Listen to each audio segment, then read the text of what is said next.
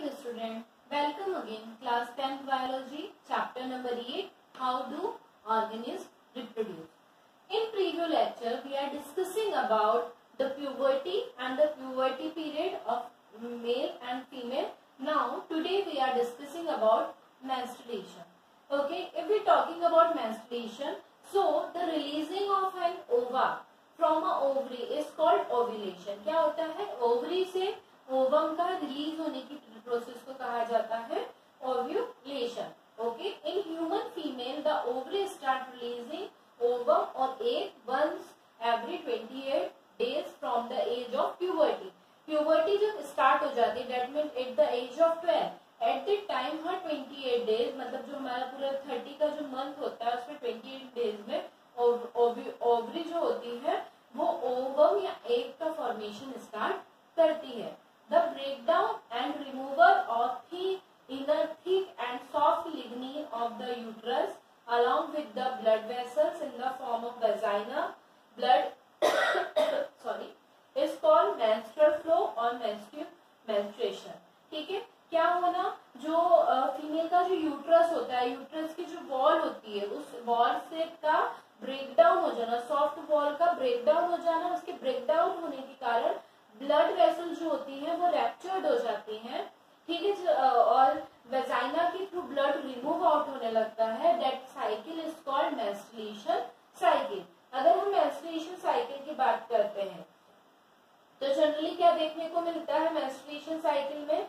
Sexual cycle of female. Okay, sexual cycle of female is called menstruation cycle. ठीक है, sexual cycle जो होती है, sexual cycle of female is called menstruation cycle. Menstruation cycle, right, इसको कहा जाता है मेंस्ट्रुएशन साइकिल. अगर हम इसकी बात करते हैं तो ये कैसे कंप्लीट होती है? When a girl reaches puberty at the age of 12, the sex hormone release and blood causes some of the ova in the inner ovary to become a mature. That means क्या होता है कि girls जब उनकी puberty period start होता है, कितनी as में? 12 की एज में. उस समय सेक्स हार्मोन रिलीज होते हैं और वो क्या करते हैं, ओवरी के अंदर ओवा को मैच्योर करने लगते हैं. Usually one mature ovum is release ovary into the oviduct on every 28 days. है ना, मतलब एक समय में एक ओवरी, दो ओवरी होती है, लेफ्ट ओवरी और राइट ओवरी, राइट ओवरी.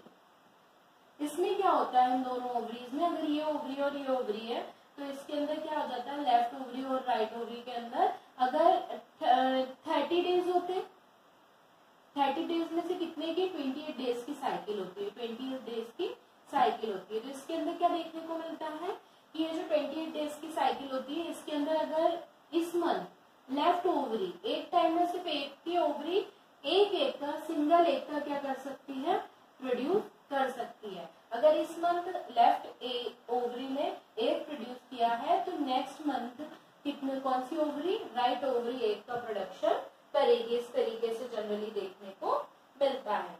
और generally before ovulation the inner लिग्निन of the uterus become thick and spongy and the full of tiny blood vessels and prepare itself releasing the fertile egg.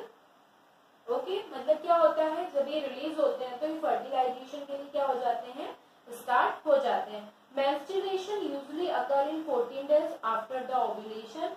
Ovulation के कितने 14 days के बाद menstruation cycle क्या होती है, start होती है. मतलब इस 28 डेज में 14th डे के बाद मेंस्ट्रुएशन साइकिल क्या होती है, रिलीज होती है. After ovulation usually last of for 3 to 5 days. और ये मेंस्ट्रुएशन फेज कितने दिनों तक चलता है, 3 to 5 डेज तक ये मेंस्ट्रुएशन साइकिल जो होती है वो वर्क ऑन करती है. After menstruation is ovary the inner लिग्निन of the uterus start bleeding up again, so the male become free to receive seed the next ova in the case of get fertile.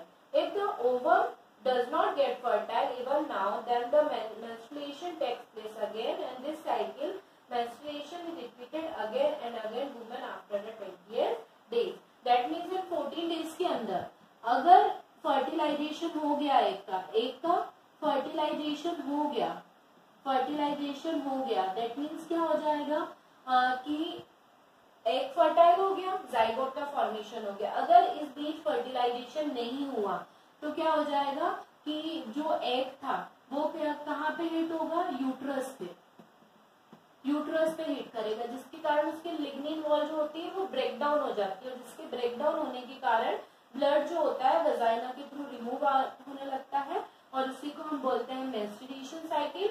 और अगर next month भी same अगर egg fertile नहीं कर पाता तो वो मेंस्ट्रुएशन साइकिल हर 28 days में रिपीट होती जाती है, और इस तरीके से क्या होता है मेंस्ट्रुएशन पीरियड जो होता है वो हो जाता है. जनरली मेंस्ट्रुएशन जो होता है कुछ समय तक, जब फीमेल प्रेग्नेंट होती है एट दैट टाइम ये फेज बंद हो जाता है ना, और बेबी के मैच्योर होने के बाद दैट मीन्स कुछ मंथ के बाद मेंस्ट्रुएशन रीस्टार्ट होता है बेबी के बर्थ के बाद. 4 या 6 मंथ बाद क्या होता है मेंस्ट्रुएशन साइकिल फिर से फीमेल में स्टार्ट हो जाती है. अगर मेंस्ट्रुएशन की हम बात करते हैं तो इसमें दो चीजें देखने को मिलती है. कौन कौन सी दो चीजें होती हैं इसके अंदर? एक होता है मेनार्च, ठीक है, एक होता है मेनोपॉज. मेनार्च की अगर हम बात करते हैं, the first occurring of menstruation at the puberty, the first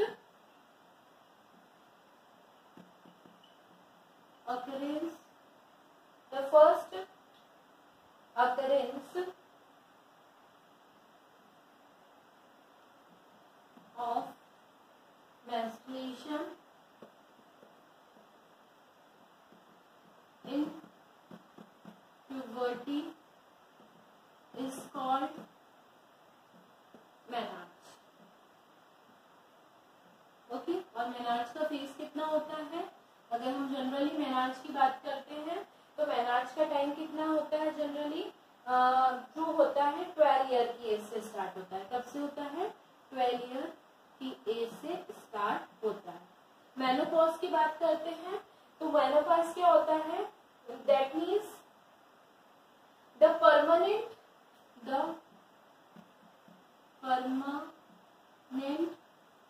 stop of menstruation cycle in female is called menopause. Okay, उसको क्या कहा जाता है? मेनोपॉज कहा जाता है. जब क्या होती है मेंस्ट्रुएशन साइकिल परमानेंटली स्टॉप हो जाती है, और किस एज में देखने को मिलती है? 45 to 50 ईयर की एज में मेनोपॉज जो होता है वो देखने को मिलता है. Okay, now menstruation topic is finished. Now we are discussing about the birth control. ठीक है, बर्थ कंट्रोल नाम से पता चल रहा है, दैट मीन्स क्या है इसके बारे में हम उन मेथड्स के बारे में पढ़ेंगे, बायोलॉजिकल मेथड के बारे में पढ़ेंगे जिसके अंदर हम क्या कर सकते हैं, बर्थ कंट्रोल को कर सकते हैं. बर्थ कंट्रोल की जरूरत क्यों लगी? जनरली आप जानते हैं बर्थ कंट्रोल 2011 की जो सेंसस हुई थी उसके अकॉर्डिंग हमारा जो देश है वो वर्ल्ड में 2nd पोजीशन पे बिलोंग करता है पॉपुलेशन के मामले में. अगर हम पॉपुलेशन की बात करते हैं तो पॉपुलेशन के इंक्रीज होने के कारण बहुत सारे मेजर डिजास्टर जो होते हैं वो देखने को मिलते हैं. किस तरीके के मेजर डिजास्टर देखने को मिलते हैं? अगर हम बात करें तो जैसे प्रॉपर अमाउंट में फूड ना मिल पाना, प्लेस की कमी होना, है ना, बहुत सारी बीमारियां, ठीक है, बहुत सारे क्राइम, ये सब चीजें होती है. तो इसके लिए गवर्नमेंट जो थे उन्होंने क्या किया, एक्शन लिया, बर्थ कंट्रोल टेक्निक्स ढूंढी गवर्नमेंट ने प्रोवाइड कराया, लोगों को एजुकेट कराया, ये बताया कि क्यों जरूरी है बर्थ कंट्रोल करना। इसके लिए उन्होंने कुछ स्लोगन्स दिए, जैसे small family happy family, okay, हम दो हमारे दो, है ना, like that type of slogan उन्होंने दिया और लोगों को अवेयर कराया। और उसके लिए बहुत सारे उन्होंने क्या करे, बहुत सारे प्लान्स डेवलप करे जिससे लोग उस मेथड के लिए एक्टिव हो और पॉपुलेशन कंट्रोल के ऊपर वर्कआउट करें। ठीक है, तो पॉपुलेशन कंट्रोल की कौन कौन सी मेथड्स से हम उनके बारे में पढ़ेंगे। अगर हम पॉपुलेशन कंट्रोल के मेथड्स के बारे में डिस्क्राइब करते हैं तो generally there is a 3 type of method, okay. The first one that is barrier method, barrier method, okay, the first one is barrier method. The second one that is chemical method, chemical method, and the third one that is surgical method, okay। ये 3 methods हैं जिनके बारे में birth control हम कर सकते हैं। सबसे पहले we are discussing about the barrier method. Barrier method की अगर हम बात करते हैं, at the time of sex, okay, this method is use, okay, and by which method, on the general use of condom, okay. Generally condoms are 2 type, male condoms और female condoms. mainly male use this condoms.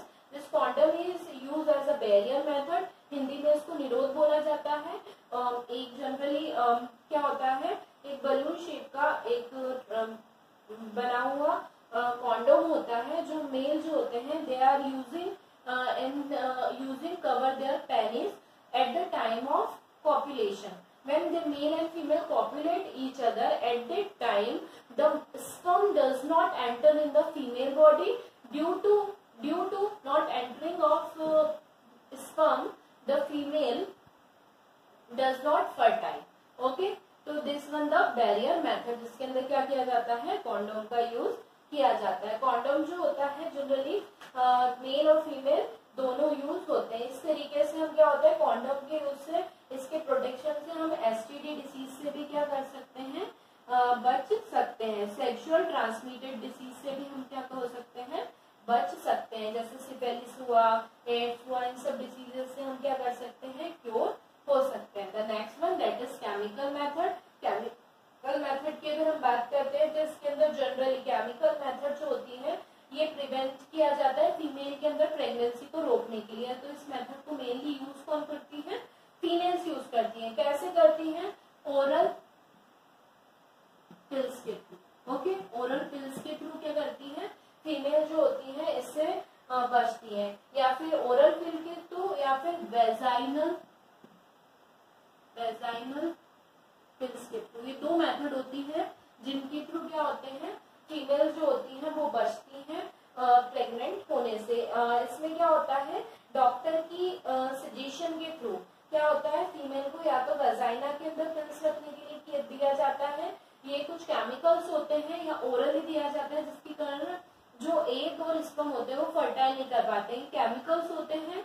तो जब ये chemicals vaginal pills vagina के अंदर रखते हैं, at that time अगर sperm enter करता है तो स्पर्म को क्या कर देते हैं, किल कर देते हैं। और ओरल पिल्स भी कुछ इस तरीके से ही वर्क करती हैं। कुछ कॉमन एग्जांपल अगर हम बात करें तो माल्डी एक कॉमन टैबलेट है जो as a oral pill females जो होती हैं वो यूज करती है। इसके अलावा और भी बहुत सारी डिफरेंट कंपनीज की डिफरेंट वेराइटीज की मार्केट में पिल्स दी जाती है। बट ये सारी जो मेथड्स है डॉक्टर के सजेशन के बिना लेने नहीं चाहिए कॉन्डोम को छोड़ के।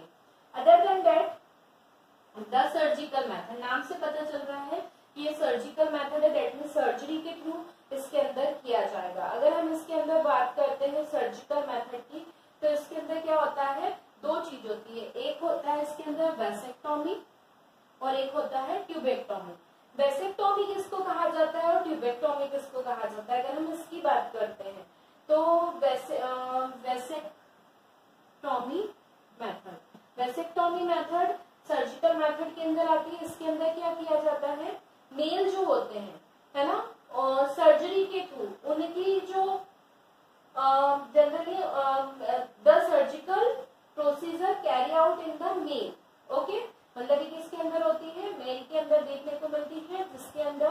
मेल जो होते हैं उनके वैसोडिफरेंशिया को क्या कर दिया जाता है, कट कर दिया जाता है। कट हो जाने के कारण यहाँ पे मैंने बताया था स्पर्म जो होते हैं वो मैच्योर होते हैं और यहीं से आगे पेनिस तक मूव आउट करते हैं। तो जब इसको ही कट कर दिया जाता है तो स्पर्म जो होते हैं वो फीमेल बॉडी के अंदर ट्रांसफर नहीं हो जाते और ये एक सर्जिकल मेथड है वेसिक्टोमी। ओके, देन नेक्स्ट वन जो किसके अंदर अकर होती है, मेल के अंदर देखने को मिलती है। इसके बाद नेक्स्ट जो मेथड है दैट इज ट्यूबेक्टोमी। ट्यूबेक्टोमी में मेथड जो होती है वो फीमेल के अंदर होती है, ठीक है, फीमेल के अंदर देखने को मिलती है। It's also surgical procedure carry out in the female. In this method the oviduct और हम बोल सकते हैं फॉलिक्यूल ट्यूब्यूल को क्या कर दिया जाता है, कट कर दिया जाता है, जिसके कारण एक जो स्पर्म जो होते हैं वो एक तक नहीं पहुंच पाते और फर्टिलाइजेशन नहीं हो पाता है। This is the surgical method generally use, vasectomy and tubectomy. इसके अलावा अगर हम बात करें तो एक और देखने को मिलता है, एक और मेथड देखने को मिलती है, that is the fourth one that is using of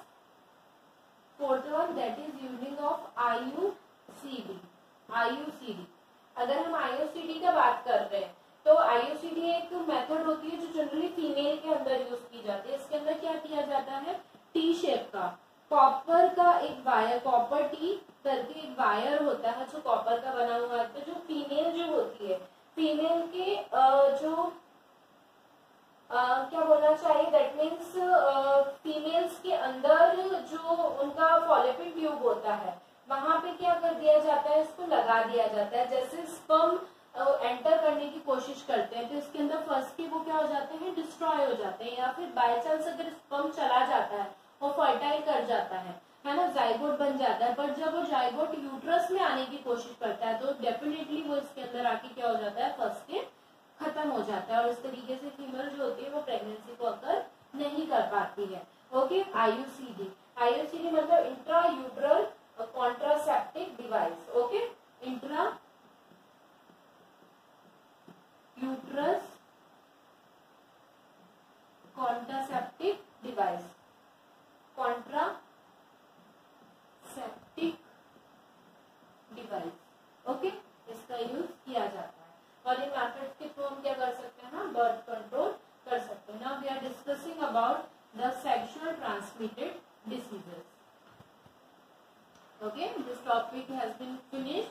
Now we are talking about the next one, that is sexual transmitted diseases, STD. Sexually transmitted diseases. Okay, अगर हम इसकी बात करते हैं तो we are generally talking about sexually transmitted diseases, those diseases which are transmitted at the time of sexual contact, मतलब sexual contact के समय जो डिसीजेस ट्रांसमिट की जाती हैं या फैलती हैं, that diseases is called sexual transmitted diseases और it is called STD. Generally there is a 3 type of diseases which we are talking about, that is gonorrhea, the second one syphilis and the third one AIDS. Okay, so first we are talking about the gonorrhea. If we are talking about the gonorrhea, generally it is a sexual transmitted disease and syphilis both are caused by bacteria and AIDS are caused by virus. Okay, so gonorrhea and syphilis both are caused by virus and the bacteria which cause diseases spread from the sexual contact with the infected person. That means कोई व्यक्ति अगर infected होता है, अगर उससे sexual contact बनाए जाते हैं तो ऐसे समय पे क्या होता है, ये दोनों डिसीजेस ट्रांसमिट हो जाती है और ये जो होती है क्यूरेबल डिसीज है। दैट मीन्स अगर हम चाहें तो इन डिसीज से ट्रीटमेंट लेके बच सकते हैं, बट एड्स जो होती है वो नॉन क्यूरेबल डिसीज है, ये भी सेक्सुअल ट्रांसमिट के थ्रू फैलती है बट इससे बचना पॉसिबल नहीं है। अगर हम बात करते हैं गोनेरिया और सिफिलिस डिसीज की तो जनरली जनरली ये जो होती है फीमेल्स के अंदर क्या करती हैं, यूट्रस रीजन के अंदर बर्निंग सेंसेशन,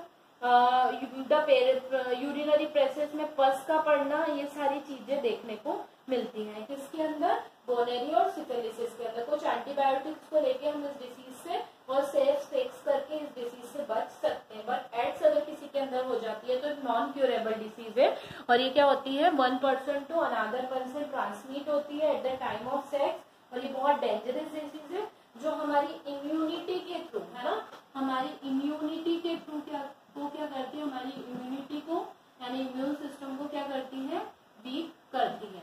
ओके, और हमने इसके बारे में डिटेल ऑलरेडी हम क्लास 9th में पढ़ चुके हैं। Which chapter where do we fall ill, उसके अंदर। ओके, एक्वायर्ड इम्यूनोडिफिशियेंसी डिसीज जो कॉज होती है किससे, वायरस से। कौन से वायरस से, एक रिट्रो वायरस होता है, एचआईवी वायरस से, ह्यूमन, है ना, एक किस तरीके का वायरस होता है, रिट्रो वायरस होता है ना, रिट्रो वायरस होता है, एचआईवी ह्यूमन इम्यूनो वायरस। इसके थ्रू क्या होती है, एड्स डिसीज जो होती है वो स्प्रेड आउट होती है और इससे हमारा इम्यून सिस्टम कैसा हो जाता है, वीक हो जाता है, जिसके कारण हम क्या करते हैं, डिसीज से फाइट करने की कैपेसिटी को खो देते हैं और इस तरीके से ये जो बीमारी है ये फैलती जाती है ना, ठीक है।